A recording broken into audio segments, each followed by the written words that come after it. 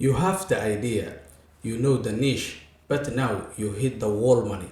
The biggest lie told to founders in Africa is that you need a huge foreign investor to start. That is simply not true. Today, we break down the four fundamental paths to secure capital for your African startup, including powerful community financing methods that the global venture capital don't even talk about. Let's separate the myths from the money. Funding an African business is fundamentally different from Silicon Valley. We need to look beyond the Western models.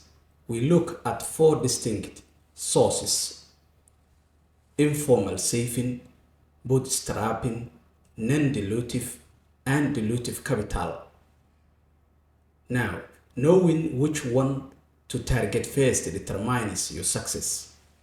The first and the most often overlooked path is community capital and saving. This includes personal saving and traditional rotating saving and credit associations, known across the continent as Ayuto or Susu. This method is the financial backbone of local entrepreneurship.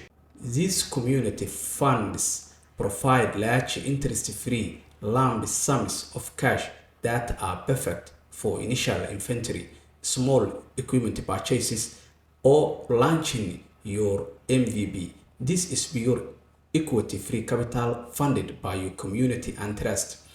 Actionable strategy. Do not underestimate this. Many profitable businesses across Horn of Africa started entirely with a successful Ayuto rotation. It's flexible, fast, and builds immediate community buy-in for your venture. The second path is bootstrapping. This means funding your growth entirely through customer revenue and the founder's own capital.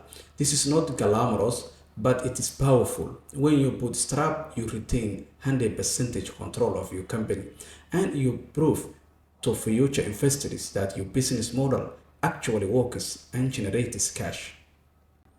Now, this is actionable strategy in Africa, where the cost of living is lower and digital penetration is high. Focus on high margin minimum viable product, your MVP, in other words.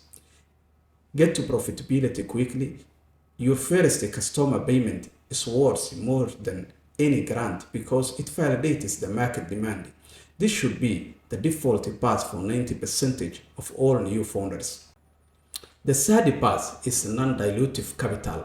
This is money you receive that does not require you to give up ownership or equity in your company. The most common source here are grants, competitors or competitions, and development funds.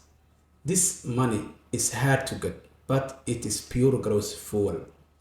The good thing is, grants from organizations like African Development Bank, various UN agencies, or private foundations often target sectors like agri-tech, ed-tech, or climate tech, the exact high growth niches we have discussed. Now the challenge is the application process, which is long, competitive, and bureaucratic. Crucially, don't rely on grants for launching your business. Use them to scale an already profitable business. They reward proven impact, not just a good idea. The fourth path is dilutive capital, giving up ownership or equity for cash.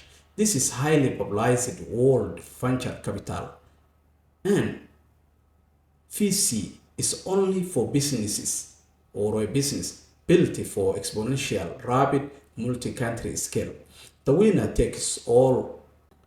Who gets VC? VCs look for startups that are already established in one market, have already customer base, and can prove they can grow 10x in 2 years. If you are solving local problem that can only exist in one country, VC is not for you.